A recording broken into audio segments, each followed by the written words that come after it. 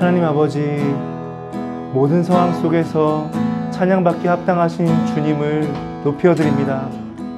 이 시간 주님만이 우리의 구원이시고 주님만이 우리의 모든 것 되심을 함께 고백하며 나아가오니 찬양의 보좌 가운데 같이 하여 주시고, 특별히 환난 가운데에도 하나님만이 우리의 소망이시고 능력이심을 새롭게 경험하며 하나님을 영화롭게 하는 시간 될 수 있도록 함께 하여 주옵소서. 영광 받아 주실 주님께 이 고백을 올려드립니다. 두려운 마음 가진 자여 놀라지 말라. 주 너의 하나님 강한 손으로 주 이름 부를 때 주님 구하시리.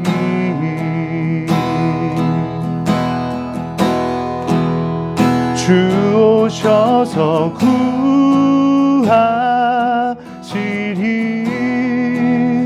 주 오셔서 구원하시리. 약한 자들에게 강한 능력으로 주 오셔서 구원하시리. 주 오셔서 구하시리. 주 오셔서 구원하시리. 눈을 들어보라. 회복의 능력을 주 오셔서 구원하시리.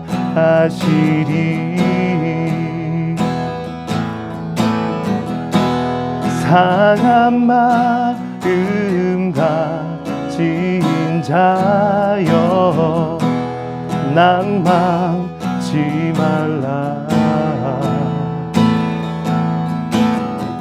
주 너의 하나님 사랑의 발로 주 이름 부를 때 주님 구하시리.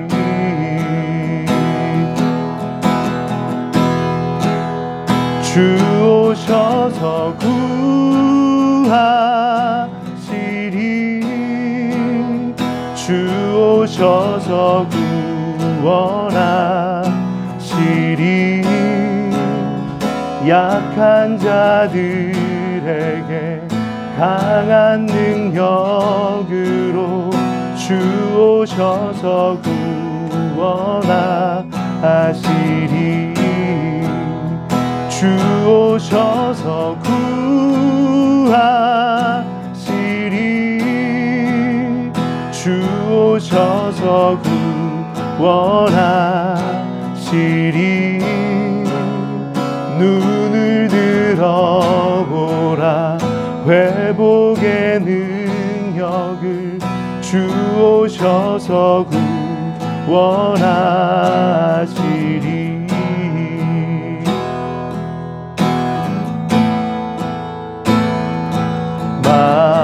만왕의 왕 내 주께서 왜 고초 당했나. 이 벌레가 든 날 위해 그 보혈을 면. 다시 한번 고백하겠습니다. 만왕의 왕,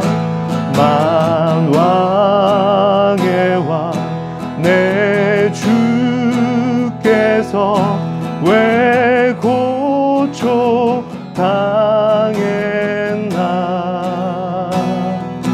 이 벌레가 든 날 위해 주 보혈을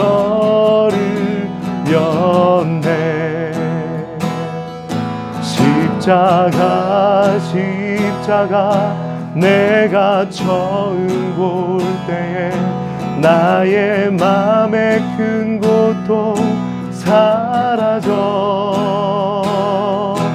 오늘 믿고서 내 눈 밝았네. 참 내 기쁨 영원하도다. 주 십자가 못 박힘은 속죄함 아닌가.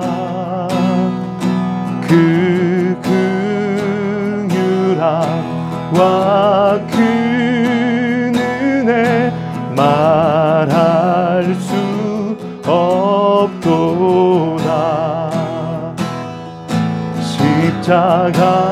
십자가 내가 처음 볼 때에 나의 맘의 큰 고통 사라져.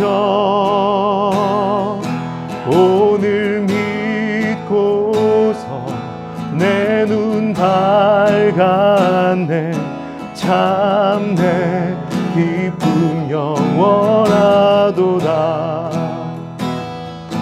늘 울어도 그 큰 은혜 다 갚을 수 없네. 나 주님께 몸 바쳐서 주의 일 힘쓰.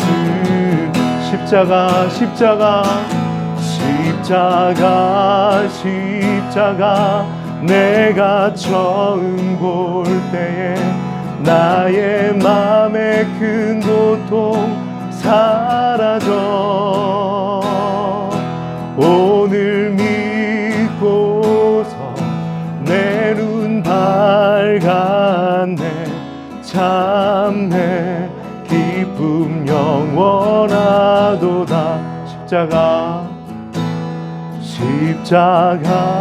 십자가 내가 처음 볼 때 나의 맘의 큰 고통 사라져. 오늘 믿고서 내 눈 밝았네. 참 내 기쁨 영원하도다.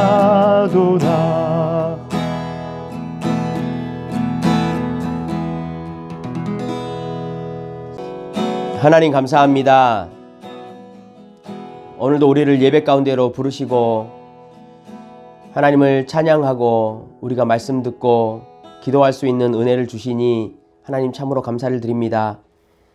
여러 가지 복잡하고 어려운 환경으로 인하여 성도가 한자리에 모여 예배하지 못하고 두세 사람이 삶의 자리에서 흩어지는 교회로서 오늘부터 예배를 드립니다. 두세 사람이 모인 곳에도 성령 하나님 함께 하시겠다 하셨던 그 약속대로 우리가 그것을 신뢰하며 예배하오니 은혜 주시고 각자의 믿음들이 흐트러지지 않고 하나님 나라를 더 소망할 수 있는 은혜를 허락하여 주시옵소서. 오늘도 우리가 말씀을 듣습니다. 성령 하나님 말씀하여 주시고 필요에 따라 하나님 우리의 심령에 바꿀 것들을 바꾸시고 변화시킬 것들을 변화시키시고 오늘 베드로 사도가 편지를 보낸 그 교회의 성도들처럼 우리 안에 정말로 거룩한 이러한 신앙의 감정들이 다시 한번 회복될 수 있는 은혜를 허락하여 주시옵소서. 감사드리며 예수 그리스도 이름으로 기도드리옵나이다. 아멘. 오늘 말씀 우리 한번 보겠습니다. 베드로전서 1장 8절 말씀입니다. 신약성경 377쪽 같이 한번 보겠습니다.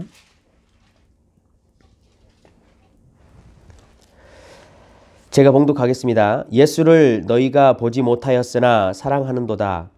이제도 보지 못하나 믿고 말할 수 없는 영광스러운 즐거움으로 기뻐하나니.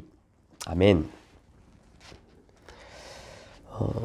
코로나 바이러스로 인해서 우리가 지금 이제 온라인으로 하는 교회가 있고 또 저희처럼 온라인 시스템이 안 된 교회에서는 영상으로 아마 이렇게 예배를 한 달간 뭐 이상 드려야 될지 모르겠습니다. 근데 제가 곰곰이 생각을 해봤는데요. 온라인으로 예배를 드리는 것을 보고 이것도 하나님께서 한국 교회와 성도들에게 주시는 일종의 축복이 있겠다라는 생각을 좀 해봤습니다. 이게 뭐냐면요, 두 가지를 제가 밤새 고민하며 생각을 했는데, 첫 번째가 이게 진검승부가 이제 되겠다라는 생각을 했어요. 그러니까 무슨 말씀이냐면, 이제 설교를 하는 모든 목사님들과 말씀의 봉사자들이 성령의 조명하심에 의해서 이제 말씀만으로 승부를 할 수 있는 그런 진검승부의 시대가 펼쳐지겠구나라는 생각을 했습니다. 이제 조명빨, 뭐 이런 음향빨, 무대빨, 화려한 찬양팀, 화려한 성가대, 오케스트라 있고 이렇게 큰 건물들, 이런 이제 백그라운드가 다 사라지는 거 아니에요? 온라인으로 들어가면.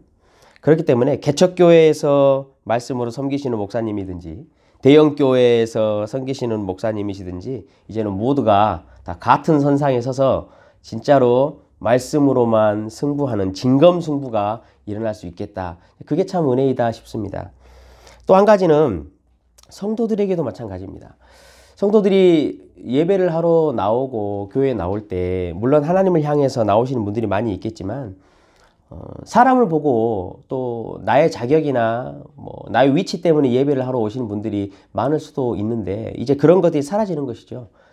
정말로 하나님 앞에서 내 예배와 내 삶을 스스로 확인할 수 있는 그런 좋은 시간이 될 것 같습니다. 우리 성도들도 마찬가지예요.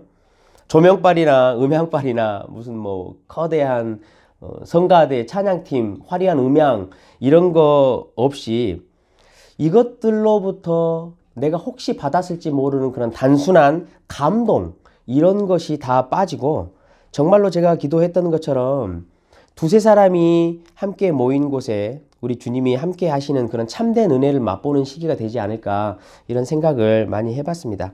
사랑하는 성도 여러분, 어려운 시기고 힘든 시기이지만 정말로 우리가 일상의 삶이 얼마나 하나님의 은혜였는지, 하나님의 은혜가 아니었으면 참으로 불가능한 것이었구나라는 것을 우리가 잘 깨닫는 시간이 되었으면 참 좋겠습니다. 그리고 저희 특별히 선한청지교회도 이제 성령 하나님께서 정말로 보이지 않는 띠로 묶어주신 그 교회의 힘과 교회의 참 모습이 어떤 것인 건가, 이번 기회를 통해서 우리가 잘 맛볼 수 있는 그런 시간이 되었으면 좋겠습니다. 서로 더 위로하고 서로 더 격려하는 그런 시간들이 되었으면 참 좋겠습니다. 특별히 이런 시간들을 통해서 우리 안에 무너져 있던 성전들을 좀 보수하고 신앙의 그런 모습들을 재건할 수 있는 그런 시간들이 되시기를 주님의 이름으로 간절히 부탁드립니다. 성전을 재건한다는 맥락으로 금요 예배를 우리가 지난주부터 설교를 했었죠. 그래서 우리가 참으로 그리스도인인가? 라는 것을 질문을 했었습니다. 내가 정말로 그리스도로 설명되는 사람인가? 나의 믿음이 환난을 기쁨으로 만드는 그런 힘이 있는가? 라는 것에 대해서 이야기를 나눴었죠. 오늘도 이와 마찬가지로 우리가 참된 신앙을 가진 사람이 나타내는 특색이 어떤 것인가 한 가지를 좀 더 살펴보려고 합니다. 저와 여러분이 모두 다 동의하듯이 신앙이라는 것은 겉모습의 행위가 아니죠. 겉모습의 사역으로 일어나는 것이 아닙니다. 겉으로 보이는 신앙의 경건한 모양을 가지고 있어도 그것이 우리가 알고 있는 참된 신앙의 증거가 아닐 수도 있습니다. 오늘 이야기를 나누고 싶은 것은 그것입니다. 참된 신앙 혹은 참된 믿음이라는 것은 그 안에 반드시 거룩한 감정이 있다라는 이야기를 좀 하려고 합니다. 여기서 말하는 거룩한 감정이라는 것은 어떤 한 사람이 이게 나는 감정적이고 나는 이성적이다, 혹은 나는 지극히 감성적이고 나는 지적이다 라고 말하는 그런 개념으로 분리하는 감정을 이야기하는 것이 아닙니다. 한번 신앙의 거룩한 감정이라는 것이 무엇을 말하는지, 왜 그것이 우리에게 가져다 주는 참된 신앙의 증거인지 그 내용을 우리가 한번 좀 보도록 하겠습니다.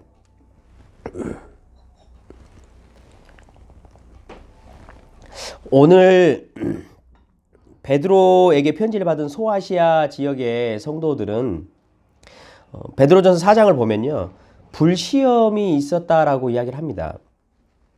그게 무슨 말이냐면 불시험이 있었음에도 불구하고 이 베드로 사도에게 편지를 받았던 아시아 지역의 성도들은 당황하지 않았고 그것을 이상하게 생각하지 않았어요. 차라리 그 시험 당하는 것을 예수 그리스도와 함께 고난을 받는 것으로 기뻐했다, 즐거워했다라고 성경이 기록을 합니다. 그 비밀이 무엇인가? 어떻게 이렇게 환난과 시험을 당하면서도 이들이 끝까지 믿음을 지킬 수 있었는가? 그것이 우리가 오늘 보아야 할 믿음의 문제이죠. 오늘 본문처럼 이 베드로 사도에게 편지를 받았던 소아시아 성도들은 예수님에 대한 거룩한 감정이 있었습니다. 이 거룩한 감정이라는 것은 성경의 지식을 교리적으로 많이 알고 있다고 해서 내 속에 얻어지는 어떤 자신감 같은 것이 아닙니다. 목회자들, 특별히 저와 같은 사람들은 보면 성경에 대한 지식과 교리를 많이 가지고 있다는 것 때문에 왠지 모를 자신감이라는 게 있어요. 그런데 이 자신감이 거룩한 감정은 아닙니다. 또 신앙생활을 오래 하신 분들이나 교회 사역을 많이 하신 분들이 그것 때문에 자기 안에 생겨있는 그 경험치, 그것이 자신들에게 끼치는 거룩한 감정이다? 그것이 아닙니다. 오늘 보면요, 그 거룩한 감정이 정말로 참 성도에게 나타나는 증거가 되는 이유가 있습니다. 베드로가 그 교회 성도들을 보고 놀랐습니다. 왜냐하면 성도들을 가만히 그 아시아 교회 성도들을 보니까 자기가 가지고 있었던 그 믿음보다 정말로 뛰어나고 위대한 믿음을 가지고 있다는 것을 보게 된 것이죠. 오늘 여러분 본문 한번 보십시오. 베드로 사도는요, 예수님과 함께 먹고 예수님과 함께 마시고 예수님과 함께 자기도 하고 예수님에게 직접 보고 듣기도 했습니다. 근데 오늘 베드로가 이야기한 것처럼 이 소아시아에 있는 성도들은요, 예수님을 보지를 못했어요. 예수님을 보지도 못하고 만나지도 못하고 직접 가르침을 받지도 못했음에도 불구하고 이 사람들은 예수님을 사랑한다 라고 이야기를 합니다. 그분을 보지 못했음에도 불구하고 말할 수 없는 영광으로 즐거워하고 기뻐한다라고 말합니다. 이것이 참된 성도들 안에서 나오는 거룩한 감정입니다. 그들은 장사를 못하기도 했습니다. 육체적인 핍박을 받기도 했고 자기들이 살고 있는 그 현장의 지역사회에서 멸시를 당하기도 했습니다. 그럼에도 불구하고 이 아시아 지역에 있는 성도들은 자신들이 믿고 알고 있던 그 예수님에 대한 감정이 너무나 실질적인 것이었어요. 예수님을 보지 못했음에도 불구하고 마치 정말로 예수님을 실제적으로 보고 있는 것과 같은 그러한 믿음이 있었다는 거죠. 그래서 모든 시험을 이길 수 있었습니다. 예수님도 도마에게 그런 믿음을 요구했던 걸 우리는 알고 있습니다. 보지 못하고 믿는 자들이 복되도다 라고 이야기를 했죠. 우리가 바라는 예수님, 그러나 우리 눈에 보이지 않는 예수님, 이 예수님이 우리 속에 실제적인 우리의 믿음의 대상이고 사랑의 대상이 되느냐, 이것이 여러분 거룩한 감정이라고 성경은 이야기합니다. 형식적인 신앙의 삶을 가지고 살아가는 사람들이 도저히 맛볼 수 없는 그러한 사랑이고 그러한 즐거움이고 그러한 기쁨이지요. 그것을 거룩한 감정이라고 우리가 이야기를 합니다. 여러분도 잘 아시다시피 믿음이라는 것, 참된 신앙이라는 것, 그것이 우리가 살아가는 삶의 현장에 나타나는 행위와 결코 분리되지 않는다는 것을 여러분 아실 겁니다. 왜냐하면 진짜 사랑만이 사람을 움직이기 때문에 그렇습니다. 진짜 사랑만이 사람을 버티게 하고 사람을 이겨내게 하고 진짜 사랑만이 그 사람을 따라가게 만드는 것. 여러분 이것이 거룩한 감정입니다. 오늘 한번 보십시오. 성도들이 어떤 모양에 있는지 베드로가 이렇게 표현합니다. 말할 수 없는 영광스러운 즐거움으로 기뻐한다 라고 이야기를 하죠. 무슨 의미겠습니까? 세상에서 줄 수 있는 그러한 즐거움과 기쁨이 아니라는 거예요. 베드로가 그 기쁨과 즐거움을 받는데 이것은 아무나 가질 수 있는 그러한 감정의 기쁨이 아니라라고 지금 이야기를 하고 있는 것이지요.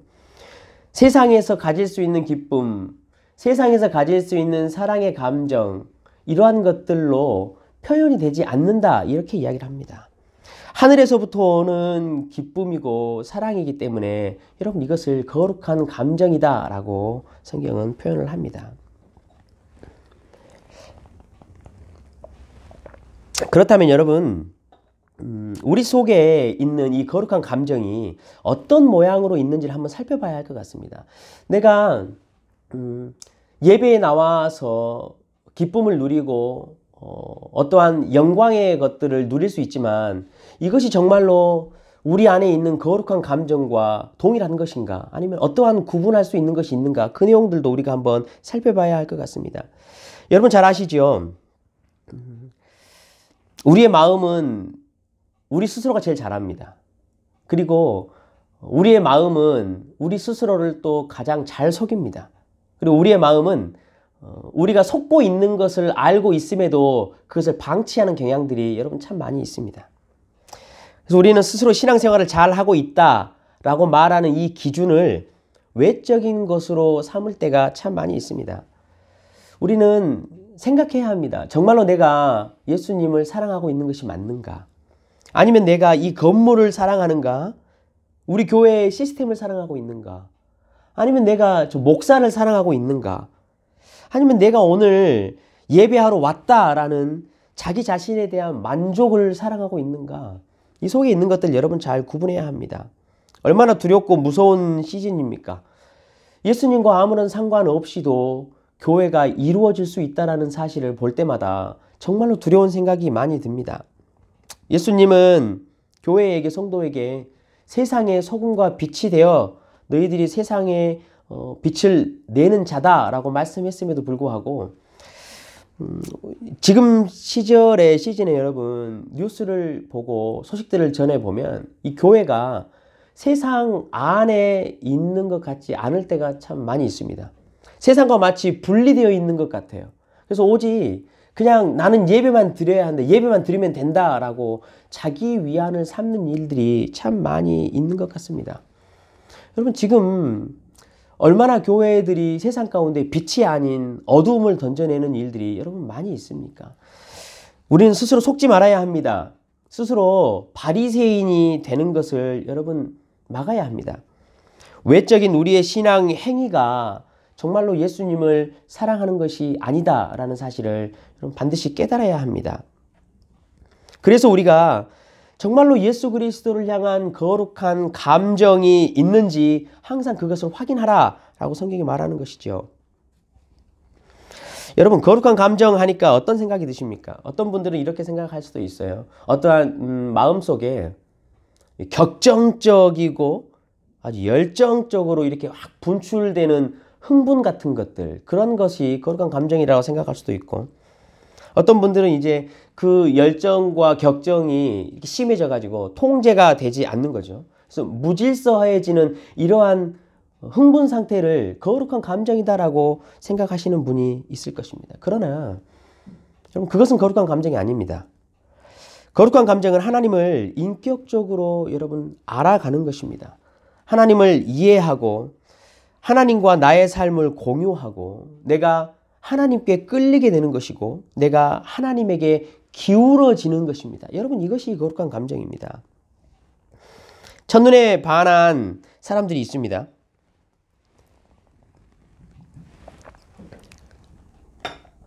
저도 아내하고 어떻게 보면 이 첫눈에 반한 것으로 시작을 해서 지금 결혼을 했는데요.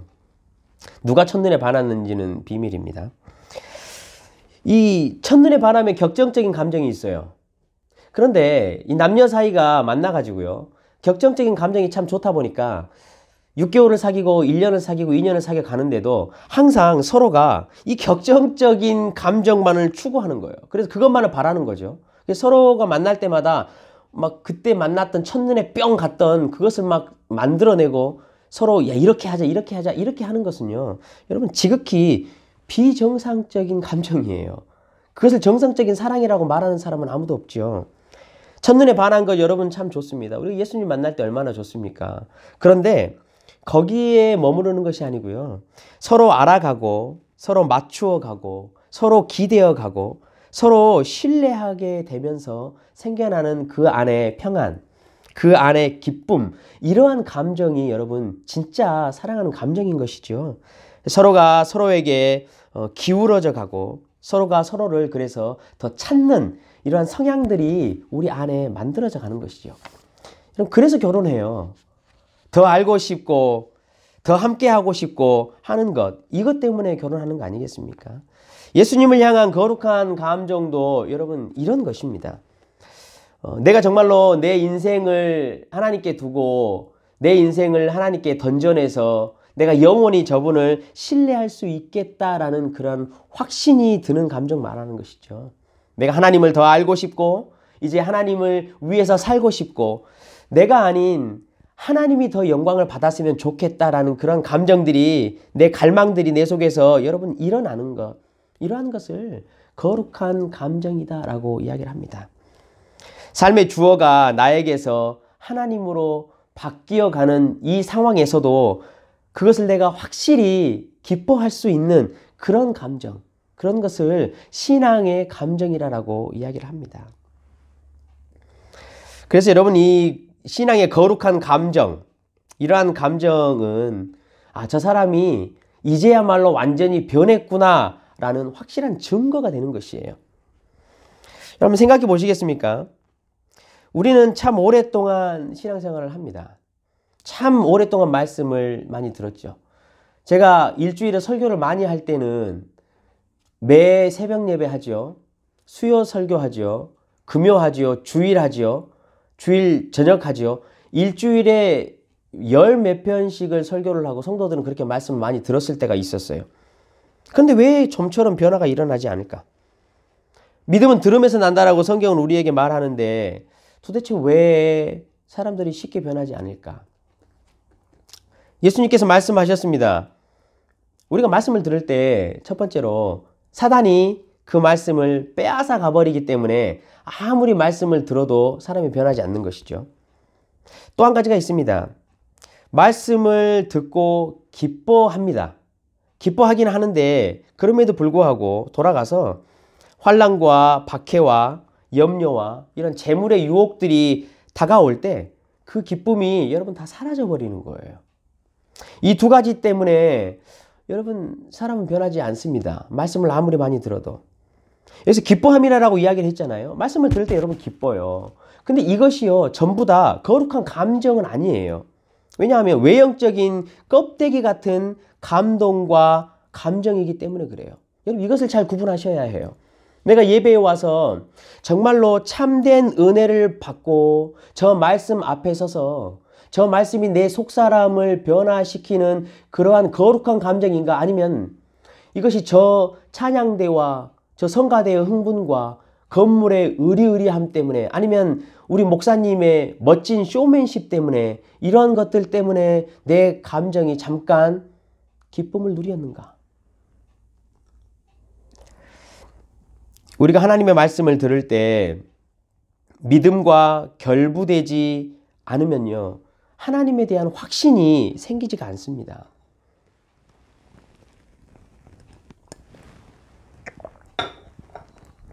하나님에 대한 확신이 없다라는 것은 하나님에게 대해 끌리는 이런 갈망이 우리 안에 여러분 일어나지 않는다라는 거예요. 여러분도 해보셔서 알지요. 한 사람에 대한 확신과 믿음이 없을 때 절대 우리는 그 사람에게 끌리지 않습니다. 그 사람에게 어떤 감정도 일어나지 않습니다. 예수님이 얼마나 아름다우신 분인가, 예수님이 행하신 그 지혜가 얼마나 놀라운 것인가, 예수님께서 우리에게 보여주신 그 사랑이 얼마나 놀라운 것인가라는 이러한 실질적인 놀라움이 우리 안에 일어나지 않으면 우리는 하나님에게 기울어지지 않습니다. 여러분, 그래서 우리가 껍데기적인 은혜를 받고 껍데기적인 형식적인 기쁨의 감정을 가진 것으로는요 여러분 절대 사람이 변화되지 않습니다.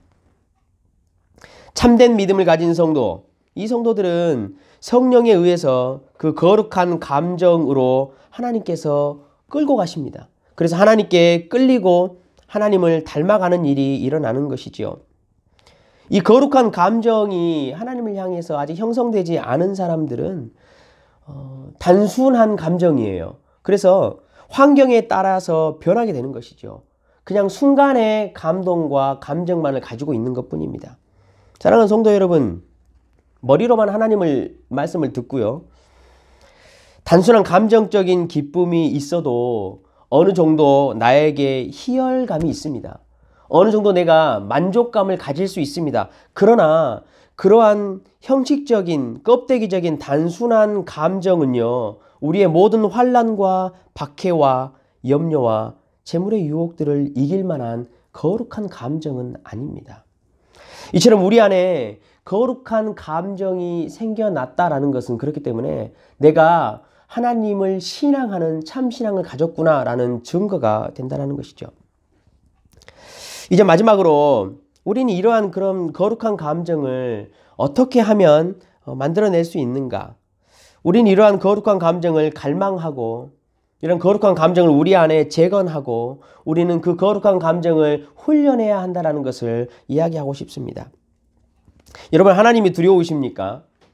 어떠세요?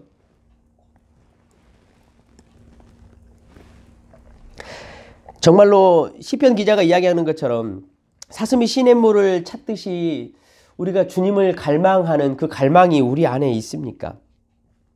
시편을 읽어가면서 많은 시인들의 기도와 많은 시인들의 그 찬양이 이것이야말로 나의 노래고 이것이야말로 나의 기도구나라고 여러분 동의하십니까? 날마다 삶 가운데 주님, 나는 쇠하여야 하겠고 주님은 흥하여야 하겠습니다 라는 고백들이 우리의 삶의 중간중간에 여러분 계속해서 터져 나오십니까? 이 모든 것들이 바로 거룩한 감정입니다.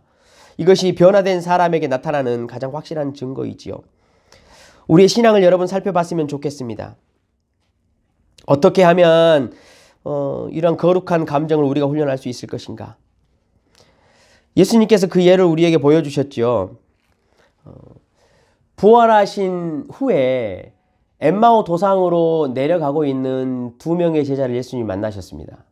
그 내려가는 도중에 얼마 되지도 않는 시간인데 그 안에 예수님께서 이 두 사람에게 여러 가지 안부를 묻고 상황을 물어가면서 이야기를 하시고 말씀을 가르쳐 주셨어요. 성경을 가지고 너희들이 지금까지 보았던 이 말씀이 나 예수 그리스도를 가르쳐 말한 것이다 라고 가르쳐 주셨죠. 그러고 나서요, 이 엠마오로 내려갔던 이 두 제자들의 반응을 우리가 잘 봐야 합니다. 누가복음 24장 32절에 보면 그들이 이렇게 말합니다.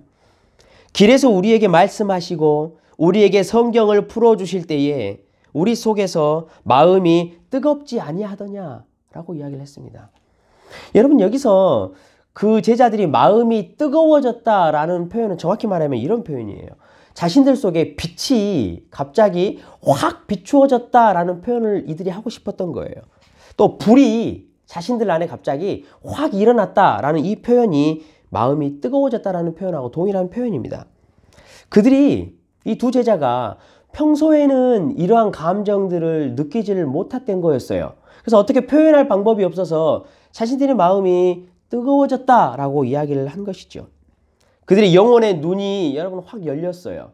그래서 자신들 앞에 하나님의 나라가 보이게 되고 성령 하나님께서 그들의 마음을 열어 제껴가지고 하나님을 향한 기울임, 하나님을 향한 끌림, 예수 그리스도의 그 십자가의 사랑과 십자가의 일하심이 얼마나 놀라웠던 것인가 라는 거룩한 감정이 그 안에 생겨나게 된 것이죠. 그래서 그들은 여러분 성경을 보십시오. 어두움이 다 내리고 밤에 돌아다니지 않는 그 도상을 다시 걸어 올라갔습니다. 왜냐하면 그 밤에는 도둑들이 너무나 많기 때문에 사람들은 어두워지면 그 엠마오와 예루살렘으로 가는 도상의 길을 걸어가지 않습니다. 그럼에도 불구하고 그 뜨거운 마음, 거룩한 감정의 기울어짐을 견디지 못해서 그들은 바로 일어나서 예루살렘으로 제자들에게 다시 올라가는 모습을 우리가 볼 수 있습니다. 하나님의 말씀을 듣고 하나님의 말씀을 읽을 때 이러한 빛이 비추임, 이것이 거룩한 감정이 생겨나는 것입니다. 사랑하는 성도 여러분, 성령 하나님께서 우리가 말씀 앞에 섰을 때 이렇게 비추어 주시는 그것을 소망하면서 우리가 말씀을 듣고 읽고 암송하면서 적용하시는 저와 여러분이 되었으면 좋겠습니다. 성도는요, 이 말씀을 통해서 마음이 뜨거워지는 이 제자들과 같은 거룩한 감정의 경험이 없으면 신앙은 기쁨이 여러분 사라집니다. 신앙에는 만족이 없고 신앙에는 평안이 없습니다. 그러면 무슨 현상이 일어나냐면요. 성도들은 다른 감정과 다른 감동을 찾기에 급급해집니다. 항상 일시적으로 내 감정에 자극을 주고 사라지는 것들을 쫓아다니게 되는 것이죠. 그러면 여러분 어떻게 되지요? 거기서 항상 멈추지 않습니다. 그 감정은 우리의 진짜 영혼의 움직임을 주지 못하기 때문에 더 큰 자극을 찾으러 다니게 되는 것이죠. 결국은 그러한 자극, 그러한 일시적인 기쁨, 그것은요, 성도에게 여러분 만족을 채워주지 못합니다. 그렇게 되면 어떨까요? 신앙이 결국은 미지근해지는 일이 여러분 발생됩니다. 말씀 앞에서 성령님께 이 거룩한 감정을 만들어 주시기를 간절히 사모하고 기도하고 훈련하는 저와 여러분이 되었으면 좋겠습니다. 말씀을 정리하겠습니다. 어제 제가 중보기도 모임을 했습니다.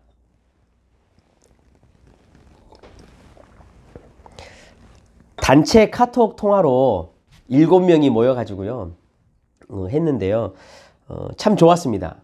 또 한 가지를 또 배운 게 뭐냐면요. 이게 실시간으로 하지 않으니까 저쪽에서 말하는 게 좀 늦게 도착하잖아요. 이쪽에. 7명이 모여서 대화를 하면요. 전부 다 속도가 맞지 않아요. 이렇게 하면서 뭘 느꼈냐면 기다려야 하는구나 라는 걸 느꼈어요. 내가 먼저 말하고 싶다고 막 빨리 말하는 것이 아니고 다른 6명이 말하는 소리가 내 안에 내 이 카톡 대화 전화기에 들려올 때까지 기다렸다가 함께 가야 하는구나, 함께 사도신경도 주기도문도 마쳐야 하는구나 라는 것을 참 많이 느끼는 어제였습니다. 어제 말씀을 학계의 1장 우리가 봤는데요. 그 말씀을 보면서 모두가 동일하게 이런 이야기를 했습니다. 이 이야기가 지금 하나님께서 우리에게 주시는 이야기다 라는 이야기를 했습니다. 그 말씀이 어떤 이야기였냐면요. 교회와 성도들에게 하나님께서 성전을 재건하라 라고 말씀을 하셨습니다. 하나님께서 함께 하실 것이고 하나님께서 모든 사람에게 감동을 주실 것이다 라고 말씀하시면서 너희들이 지금 성전을 재건하라 라고 말씀을 하셨죠.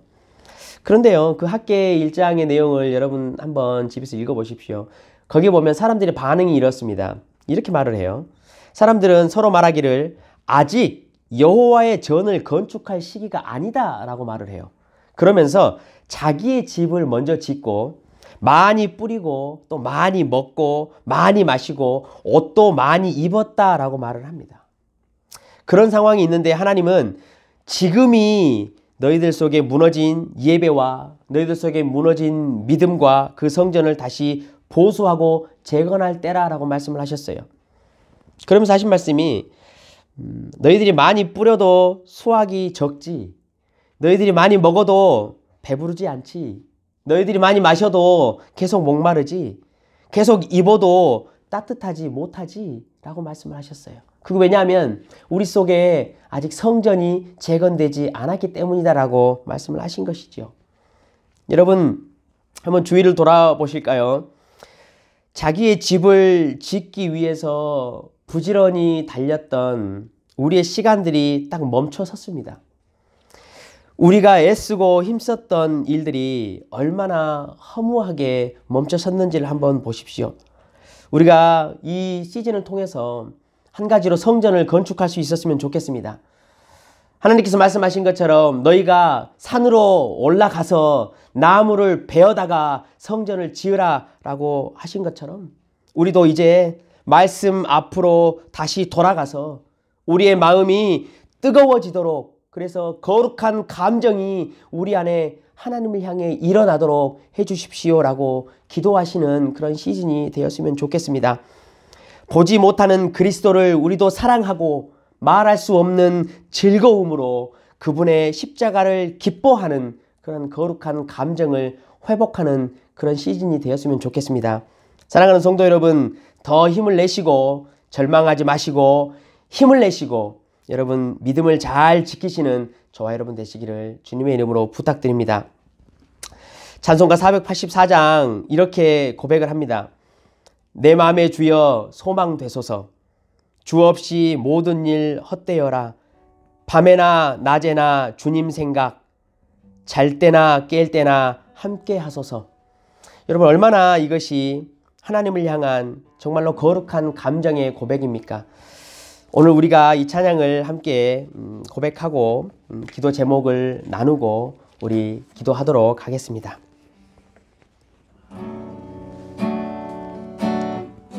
찬송가 484장 내 마음의 주여 소망 되어서 우리 함께 찬양하겠습니다. 이의 주여 말씀으로써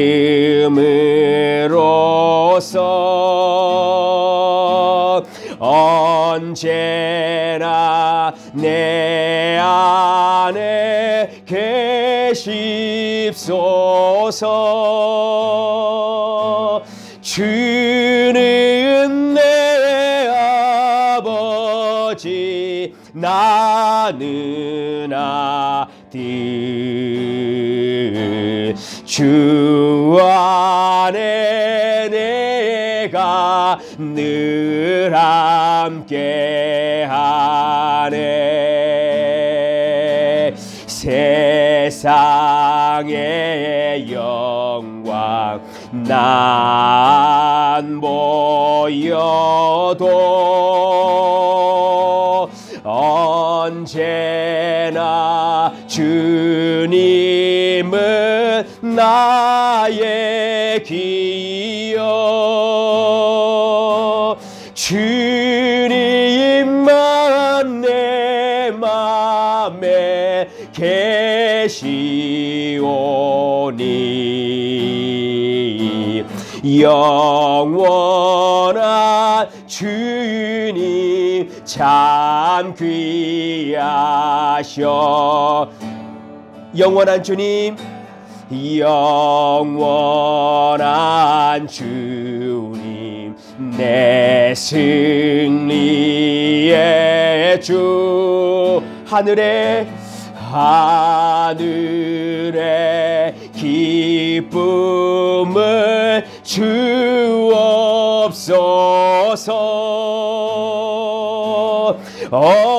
어떠한 고난이 닥쳐와도 만유의 주여 소망 되소서. 여러분 오늘 기도하실 때에 이렇게 함께 기도했으면 좋겠습니다.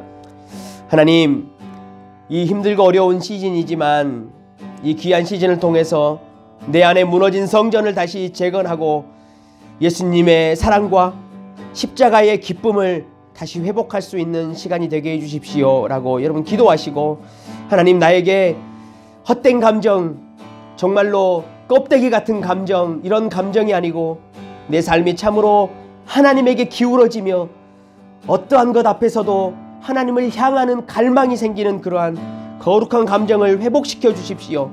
그리고 내가 믿음을 지킬 수 있도록 해주십시오라고 여러분 이 시즌을 위해서 기도해 주시고, 또 우리 교회 지체들을 위해서 여러분 기도해 주십시오.